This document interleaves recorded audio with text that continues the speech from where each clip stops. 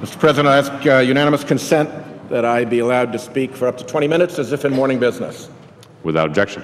Thank you, Mr. President. April 18, 2012 was not the first time I spoke on the Senate floor on the dangers of carbon pollution, but it was the first in the weekly series that brings me here today with my increasingly dog-eared sign. Opponents of responsible climate action do best in the dark. So I knew that if anything was going to change around here, we'd need to shine some light on the facts, on the science, and on the sophisticated scheme of denial being conducted by the polluters. I decided to come to the floor every week the Senate is in session to put at least my little light to work, and today I do so for the 100th time, and I thank very much my colleagues who have taken time from their extremely busy schedules to be here, particularly my colleagues from the House, Jim Langevin and David Cicilline, who've traveled all the way across the building. I'm not a lone voice on this subject. Many colleagues have been speaking out, particularly our ranking member on the Environment Public Works Committee, Senator Boxer. Senator Markey has been speaking out on climate longer than I've been in the Senate. Senator Schumer, Nelson, Blumenthal, Schatz, King, and Baldwin have each joined me to speak of the effects of carbon pollution on their home states and economies. Senator Manchin and I, from different perspectives, spoke here about our shared belief that climate change is real and must be addressed. More than 30 fellow Democrats held the floor overnight to bring attention to climate change under the leadership of Senator Schatz. Our Democratic leader, Senator Reid, has pressed the Senate to face up to this challenge, and thousands of people in Rhode Island and across the country have shown their support. Sometimes people ask me, how do you keep coming up with new ideas? It's easy. There are at least 100 reasons to act on climate. Hundreds of Americans have sent me their reasons through my website and on Facebook and on Twitter using the 100 Reasons hashtag, and I'll highlight some of their reasons in this speech. What's my number one reason? Easy. Rhode Island. The consequences of carbon pollution for my ocean state are undeniable. The tide gauge at Naval Station Newport is up nearly 10 inches since the 1930s. The water in Narragansett Bay is 3 to 4 degrees Fahrenheit warmer in the winter than just 50 years ago. Lori from West Kingston, Rhode Island, said that's her top reason too. She wrote, "We stand to lose the best part of Rhode Island, the 400 miles of coastline, which will severely impact us environmentally and economically." Even Kentucky's Department of Fish and Wildlife has warned, get this, that sea level rise and increased storms along our eastern seaboard could get so bad that it would trigger, quote, unprecedented population migration from our east coasts to Kentucky. Now that's serious. Mr. President, Winston Churchill talked about sharp agate points upon which the ponderous balance of destiny turns. What if we now stand at a hinge of history? Will we awaken to the duty and responsibility of our time, or will we sleepwalk through it? That's the test we face. I've laid out in these speeches the mounting effects of carbon pollution all around us, and the evidence abounds. This March, for the first time in human history, the monthly average carbon dioxide in our atmosphere exceeded 400 parts per million. The range had been 170 to 300 parts per million for hundreds of thousands of years. 2014 was the hottest year ever measured. 14 of the warmest 15 years ever measured have been in this century. Our oceans warm as they absorb more than 90% of the heat captured by greenhouse gases. You measure their warming with a thermometer. As seawater warms, it expands, and sea levels rise. Global average sea level rose about an inch just from 2005 to 2013. You measure that with a yardstick. Ocean water absorbed roughly a quarter of all our carbon emissions, making the water more acidic and upsetting the very chemistry of ocean life. You measure this, too, with a pH test, like a third-grade class would use for its fish tank. It is virtually universal in peer-reviewed science that carbon pollution is causing these climate and oceanic changes. Every major scientific society in our country has said so. Our brightest scientists at NOAA and NASA are unequivocal. But time and again we hear, "I'm not a scientist," from politicians refusing to acknowledge the evidence. We're not elected to be scientists. We are elected to listen to them. And if you don't believe scientists, how about generals? Our defense and intelligence leaders have repeatedly warned of the threats posed by climate change to national security and international stability. How about faith leaders? Religious leaders of every faith appeal to our moral duty to conserve God's creation and to protect those most vulnerable to catastrophe. How about our titans of industry? Leaders like Apple and Google, Coke and Pepsi, Walmart and Target, Nestle and Mars, all are greening their operations and their supply chains, and they're calling on policymakers to act. And how about constituents? I've talked with community and business groups across the United States. Local officials, many of them Republicans, don't have the luxury of ignoring the changes that we see. State scientific agencies and state universities are doing much of the leading research on climate change. If you're a senator who isn't sure climate change is real, man-made, and urgent, ask your home state university, even in Kentucky, even in Oklahoma.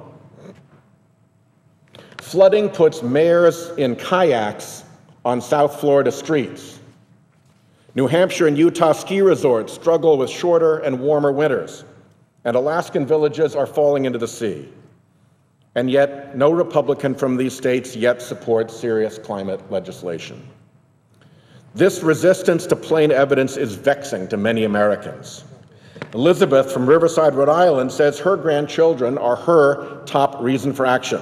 "I fail to understand," she wrote me, "the Republican opposition to what is clearly factual, scientific information about climate change. Are they not educated? Can they not read? Do they not have children and grandchildren to be concerned about the future they leave? Or is it money that clouds their vision?" End quote. The truth, Mr. President, is that Republican cooperation in this area, which existed for some time, has been shut down by the fossil fuel industry. The polluters have constructed a carefully built apparatus of lies, propped up by endless dark money. Dr. Riley Dunlap of Oklahoma State University calls it the, quote, organized climate denial machine, end quote. He found that nearly 90% of climate denial books published between 1982 and 2010 had ties to conservative, fossil fuel-funded think tanks like the Heartland Institute. In other words, it's a scam. Dr. Robert Bruhl of Drexel University has documented the intricate propaganda web of climate denial with over 100 organizations, from industry trade associations to conservative think tanks to plain old phony front groups. The purpose of this denial beast, to quote Dr. Bruhl, is a deliberate and organized effort to misdirect the public discussion and distort the public's understanding of climate, end quote. John from Tucson, Arizona, says this is his top reason to act. These merchants of doubt, the professional climate denier campaigners, have lied to us, he said, and attacked the people who can help us most, the scientists. Sound familiar? It should, because the fossil fuel industry is using a playbook perfected by the tobacco industry.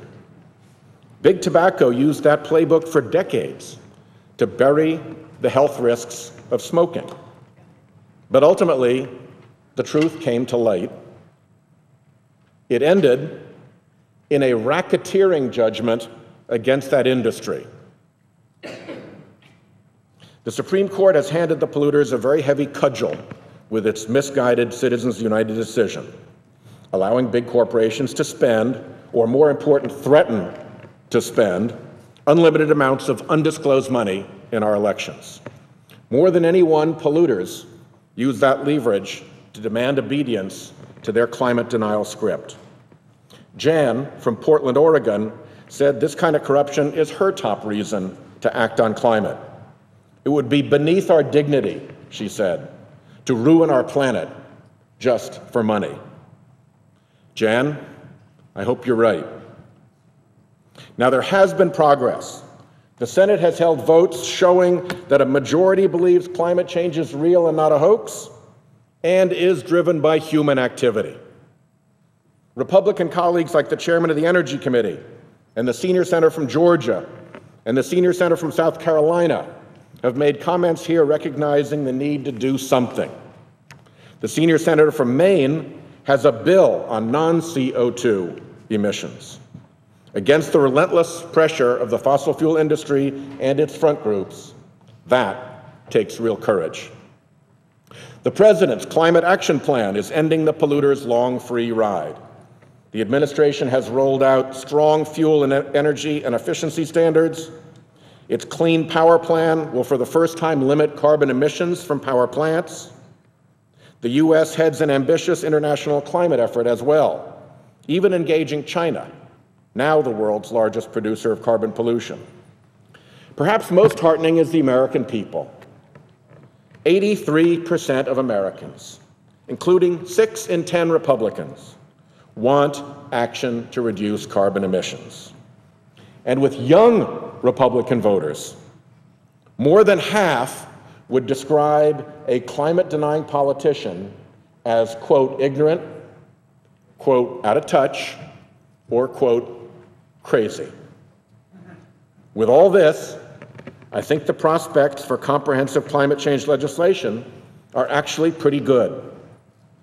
But as Albert Einstein once said, politics is more difficult than physics. That seems to literally be the case here, as Citizens United political gridlock keeps us, for now, from heeding laws of nature. But when the polluter's grip slips, I'll be ready with legislation that many Republicans can support, a fee on carbon emissions. Pricing carbon corrects the market failure that lets polluters push the cost of their pollution onto everybody else. A carbon fee is a market-based tool aligned with conservative free market values. Many Republicans, at least those beyond the swing of the Citizens United fossil fuel cudgel, have endorsed exactly that idea. Let's have a real debate about it. It's time. And I'll be announcing my carbon fee proposal on June 10th during an event at the American Enterprise Institute. Mr. President, climate change tests us. First, it's an environmental test, a grave one. We will be graded in that test against the implacable laws of science and nature. Pope Francis has described a conversation he had with a humble gardener who said to him, "God always forgives. Men, women, we forgive sometimes. But Father, creation never forgives." No do-overs, no mulligans, not when you mess with God's laws of nature. Behind nature's test looms a moral test. Do we let the influence of a few wealthy industries compromise other people's livelihoods, even other people's lives, all around the planet and off into the future? It is morally wrong, in greed and folly, to foist that price on all those others. That's why Pope Francis is bringing his moral light to bear on, to quote him, There is a clear, definitive, and ineluctable ethical imperative to act. So our human morality is being tested. Last, this is a test of American democracy. All democracies face the problem of how well they address not just the immediate threat, but the looming ones. America's democracy faces an added responsibility of example, of being the city on a hill. In a world of competing ideologies, why would we want to tarnish ours? This is the top reason for Ralph from Westerly, Rhode Island. Someday, he wrote, world leaders will look back on this time, that something should have been done to save the planet. We had the chance, but let it slip through our fingers. We've all done something wrong in our lives. Some things you do that are wrong don't cause much harm. But there's not an odds maker in Vegas who'd bet against climate change causing a lot of harm. And some things you do wrong, you get away with. But there's no way people in the world won't know why this happened when that harm hits home. There is no way the flag we fly so proudly won't be smudged and blotted by our misdeeds and oversights today. Think how history regards Neville Chamberlain when he misjudged the hinge of history in his time. At least Chamberlain's goal was noble. Peace. Peace after the bloody massacres of World War I. Peace in his time. Our excuse is what on climate change? Keeping big polluting special interests happy? Anybody paying attention knows those special interests are lying. Anybody paying attention knows they are influence peddling on a monumental scale. And while the polluters have done their best to hide that their denial tentacles are all part of the same denial beast, people all over who are paying attention have figured it out. One day, there will be a reckoning. There always is.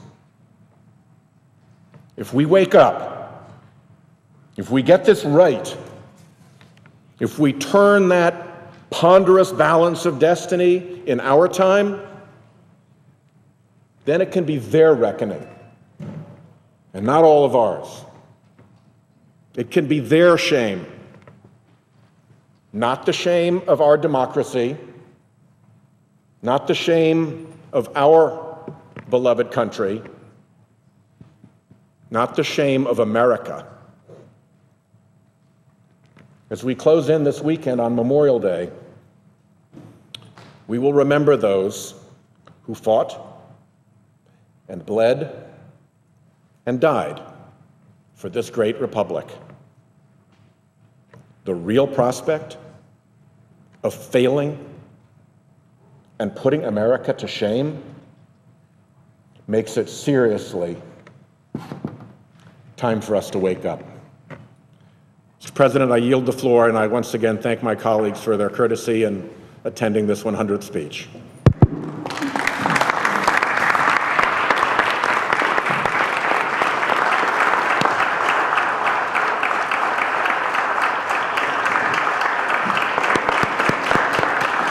Mr. President. Democratic Leader.